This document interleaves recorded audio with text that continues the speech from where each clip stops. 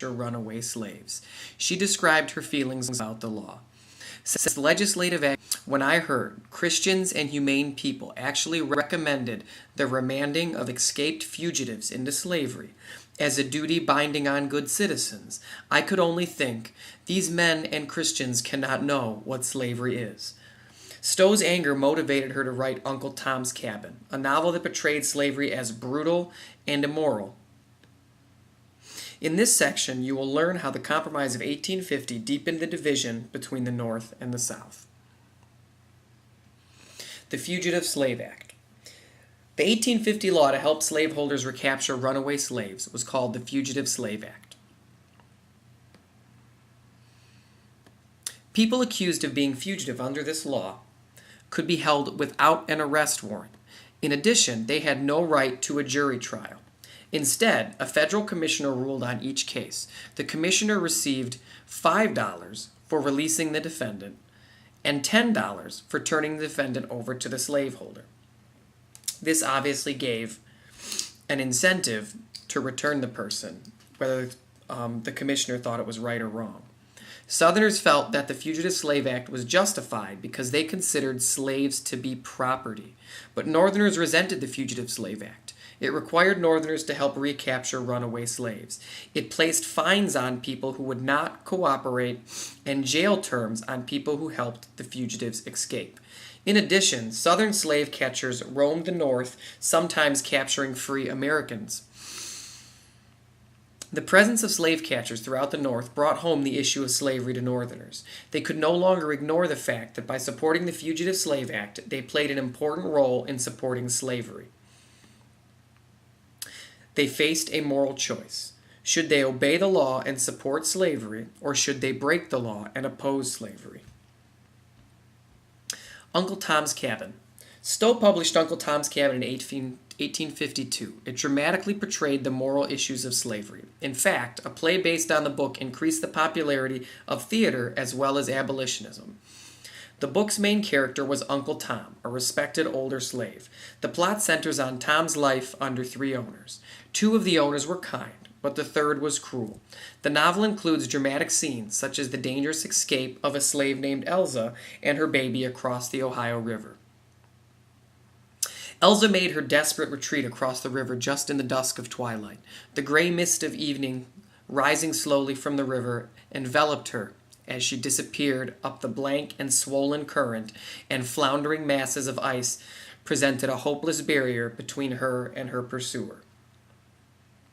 Stowe's book was wildly popular in the North, but white Southerners believed the book falsely criticized the South and slavery. The Kansas-Nebraska Act. While the Fugitive Slave Act at Uncle Tom's Cabin heightened the conflicts between the North and the South, the issue of slavery in the territories brought bloodshed to the West. In 1854, Senator Stephen A. Douglas of Illinois drafted a bill to organize territorial governments for the Nebraska Territory. He proposed that it be divided into two territories, Nebraska and Kansas.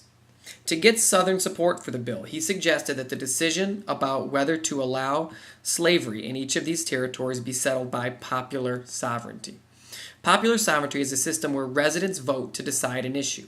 If this bill passed, it would result in getting rid of the Missouri Compromise by allowing people to vote for slavery in territories where the Missouri Compromise had once banned it. As Douglas hoped, Southerners applauded the repeal of the Missouri Compromise and supported the bill. Even though the bill angered opponents of slavery, it passed. It became known as the Kansas-Nebraska Act. Few people realized that the act would soon turn Kansas into a battleground over slavery. If you look at this map, under the Missouri Compromise, they had pretty much outlawed slavery in most of the North and the West. And by the time the Kansas-Nebraska Act came into play, they had then essentially reopened it and backpedaled over what they had once said, upsetting abolitionists. Bleeding Kansas. Pro-slavery and anti-slavery settlers rushed into the Kansas Territory just west of Missouri to vote for the territorial legislature. At the time of the election in March 1855, there were more pro-slavery settlers than anti-slavery settlers in the territory, but the pro-slavery forces did not want to risk losing the election. 5,000 Missourians came and voted in the election illegally. As a result, the official Kansas legislature was packed with pro-slavery representatives. Anti-slavery settlers boycotted the official government and formed a government of their own. With political authority in dispute, settlers on both sides armed themselves. In May, a pro-slavery mob attacked the town of Lawrence, Kansas. The attackers destroyed offices and the house of the governor of the anti-slavery government. This attack came to be known as the Sack of Lawrence. Onto this explosive scene came John Brown, an extreme abolitionist. To avenge the sack of Lawrence, Brown and 7 other men went to the cabins of several of his pro-slavery neighbors and murdered 5 people. This attack is known as the Pottawatomie Massacre, after the creek near where the victims were found. As news of the violence spread, civil war broke out in Kansas. It continued for 3 years, and the territory became called Bleeding Kansas. Violence in Congress. While violence was spreading in Kansas in the spring of 1856, blood was also being shed in the nation's capital. In late May, Senator Charles Sumner of Massachusetts delivered a speech attacking the pro-slavery forces in Kansas. His speech was packed with insults. Sumner even made fun of A.P. Butler, a senator from South Carolina. Preston Brooks, a relative of Butler, heard about Sumner's speech. To defend Butler and the South, he attacked Sumner, who was sitting at his desk. Brooks hit Sumner over the head with his cane. Sumner tried to defend himself, but his legs were trapped. Brooks hit him 30 times or more, breaking his cane in the assault. Many Southerners cheered Brooks's defense of the South, but most Southerners were shocked at the violence in the Senate. Bleeding Kansas and Bleeding Sumner became rallying cries for anti-slavery Northerners and slogans for a new political party. In the next section, you will learn about the creation of the Republican Party.